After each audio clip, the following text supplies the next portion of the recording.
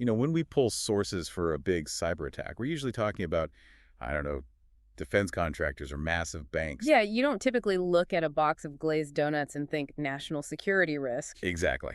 But that's what we're looking at today. It sounds almost funny on the surface, but the ransomware attack on Krispy Kreme in late 2024 was, well, it was a perfect storm of modern security failures. And we're not just talking about them being unable to sell pastries for a bit. Oh, not at all. We're talking about a huge breach, something like 184 gigabytes of data. It impacted over 160,000 people. So that's our mission for this deep dive. To figure out how a pretty low-tech product gets caught in this high-tech mess. And crucially, how this one specific business partnership they had ended up being the only thing that kept them afloat financially. So let's start with the damage. What could hackers possibly want from a donut company? Well, to get that, you have to look at the group behind it. They're called Play, and they specialize in something called double extortion. Right, that's where they don't just lock your computers and demand a ransom. Exactly. They steal your data first, and then they threaten to leak it all over the internet if you don't pay up. And the data they got here was not what you'd expect. It was shocking, honestly, for a retail chain. They didn't just grab credit card numbers.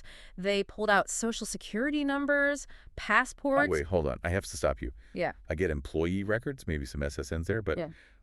biometric data and U.S. military IDs. I know. Why on earth is a donut shop holding on to that kind of information? That is the million-dollar question, isn't it? It's a classic case of what we call data creep. So they collect it for one thing, like a background check, and then just never delete it. You got it. It just sits there. It sits on servers that are, probably not as secure as a bank's vault. So when Play found a way in, they hit a goldmine of identity data that had no business being there in the first place. So Play has all the leverage. They lock the systems down, and this is happening right during the holidays. The worst possible time, the entire digital side of Krispy Kreme just vanished.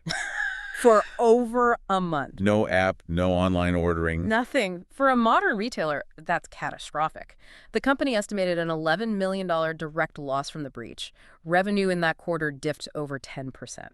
Looking at those numbers, you'd think they were in a complete freefall. You would. And the digital side was. But, and this is the part of the research that really blew my mind, the company as a whole didn't tank.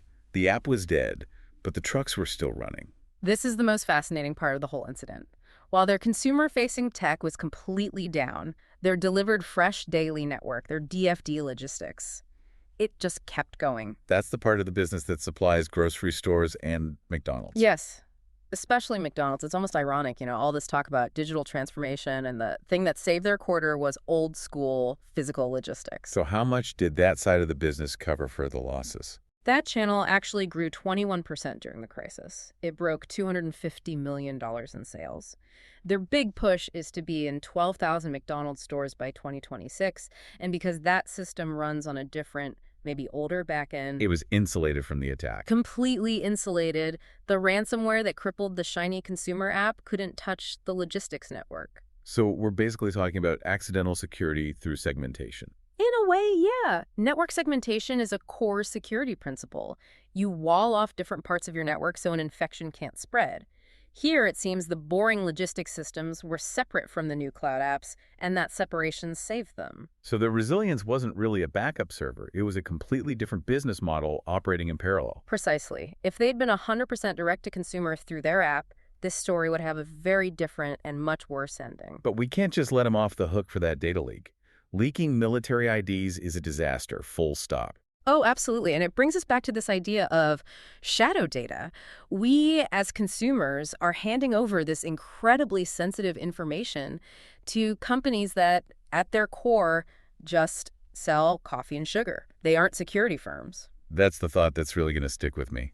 If a donut shop is storing my biometric data, who else is? And maybe more importantly, does that harmless-looking loyalty app on your phone have a billion-dollar McDonald's deal to fall back on when its systems inevitably get hit? Yeah, probably not. Something to think about the next time you scan your face for a free coffee. Exactly.